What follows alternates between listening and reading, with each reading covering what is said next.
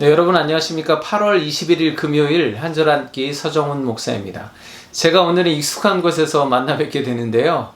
네, 휴가가 아직 남아있긴 하지만 요즘에 코로나19 이 확산세가 심상치 않아서 어딜 가도 마음이 편치 않더라고요. 그래서 좀 일정을 단축해서 돌아오게 되었습니다.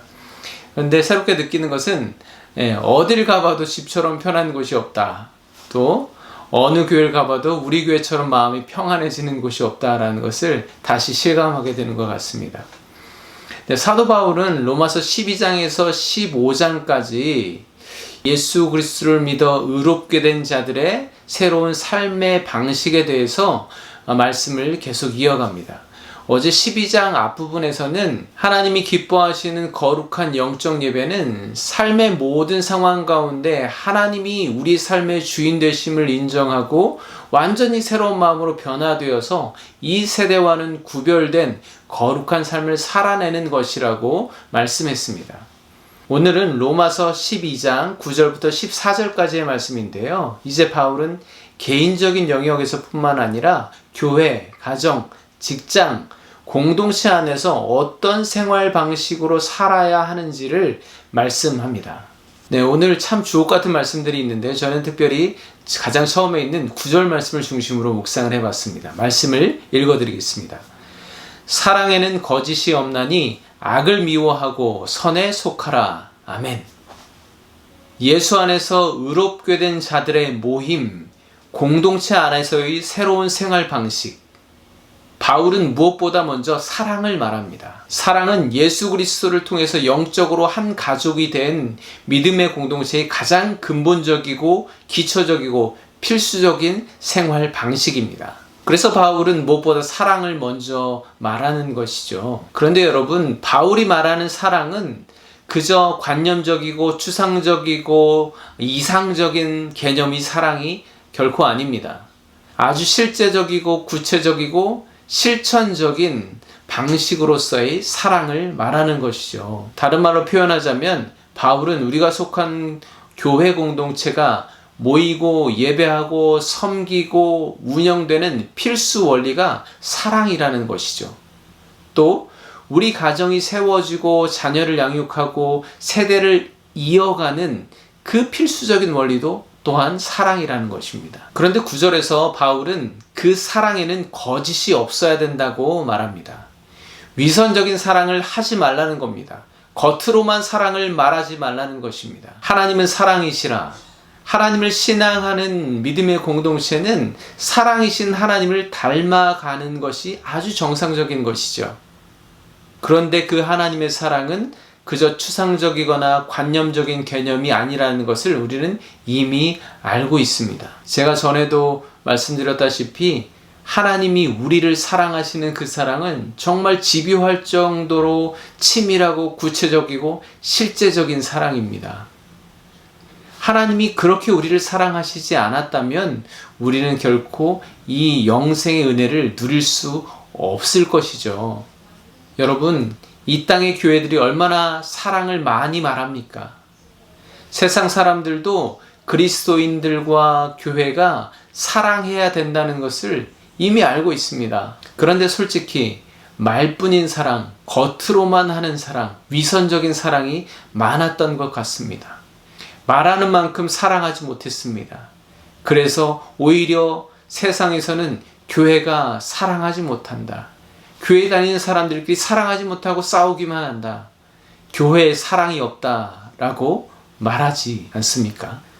어쩌면 성도들, 세상 표현대로 교회 사람들은 하나님께 사랑을 구걸하기는 잘하지만 실제로 남을 사랑하지는 못하는 것 같습니다.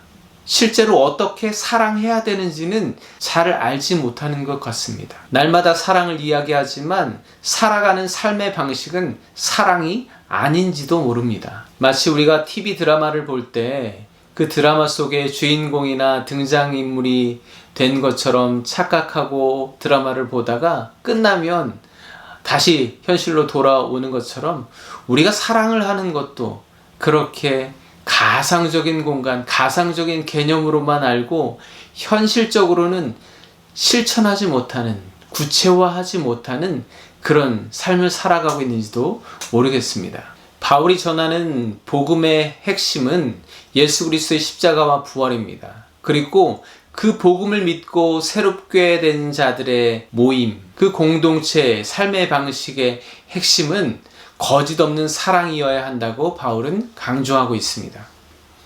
우리가 잘 아는 갈라디아서 5장에 나오는 성령의 9가지 열매 가운데 그 첫 번째가 사랑입니다. 그런데 나머지 열거된 8가지 또한 이 사랑의 또 다른 속성, 또 다른 모습인 것을 우리가 알 수가 있는 것이죠. 예수 그리스도 안에서 새롭게 된 자들, 구원받은 자들, 성령의 인도하심을 따라 살아가는 자들이 구체적으로 보여내야 할, 맺어야 할 열매가 바로 사랑이라는 것입니다. 믿음 안에 성령을 따라 살아가면서 사랑의 열매를 맺으라는 말씀이죠. 그런데 거짓된 사랑, 위선적인 사랑, 말뿐인 사랑에는 결코 열매가 있을 수가 없습니다. 우리 그리스도인들, 특별히 우리 자녀들이 거짓이 없는 참 사랑을 배울 수 있는 유일한 곳은 믿음의 가정과 교회밖에 없습니다. 또한 세상이 하나님의 사랑을, 하나님이 이 세상을 이처럼 사랑함을 볼 수 있는 곳 또한 교회 공동체밖에 없습니다. 그런데 우리 교회와 가정이 세상의 원리가 아니라 하나님 사랑의 원리로, 그 사랑의 방식대로 운영되고 살아내고 있는지 우리는 오늘 말씀을 통해서 돌아봐야 하겠습니다. 오늘 로마서를 통해서 주님께서 우리에게 분부하시는 사명은 하나님께서 기뻐하시는 거룩한 영적 예배, 우리의 삶을 산 제물로 하나님께 드릴 수 있는 그 삶의 방식은 세상 앞에서 사랑의 구체적이고 실제적이고 실천적인, 그 누구도 부인할 수 없는 세상을 향한 하나님의 사랑의 열매를 맺는 것입니다. 저는 요즘 우리 시대 속에서 이 세대 가운데 한 사람의 성도, 목회자, 교회로서 무엇보다도 사랑에는 거짓이 없나니 이 바울 사도의 음성이 마음 깊이 새겨졌습니다. 여러분, 하나님께서 어찌하셨는지 지금 이 땅의 성도와 교회들에게 이 상황 속에서 이 세대 가운데 바울의 로마서를 묵상하게 하셨는지 저는 개인적으로 마음이 참 뭉클합니다. 사랑은 그저 말하고 듣기 좋은 말이 아니라 우리가 살아가는 방식입니다. 기도하겠습니다. 하나님은 사랑이십니다. 사랑이신 주님을 닮기 원합니다. 말뿐인 사랑, 거짓과 위선으로 채워진 쭉정이 사랑이 아니라 공동체와 세상 가운데 구체적이고 실제적인 열매를 맺을 수 있는 사랑을 하게 도와주시옵소서.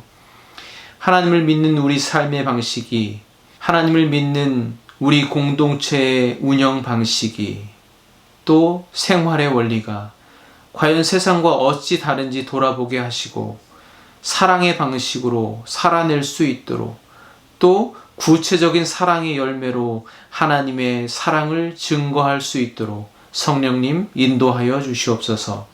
예수 그리스도의 이름으로 기도합니다. 아멘. 사도 바울이 로마 교회 공동체, 또 이 시대 우리 교회 공동체에 증거하는 하나님의 말씀 한절 한절이 얼마나 귀한지 모릅니다. 여러분, 이 로마서의 말씀에 더 귀 기울여 경청해 보시고 하나님의 뜻을 헤아리는 귀한 하루하루 되시기를 간절히 축복합니다. 그리스도인은 사랑으로 삽니다. 내일 토요일 아침에 뵙도록 하겠습니다. 감사합니다.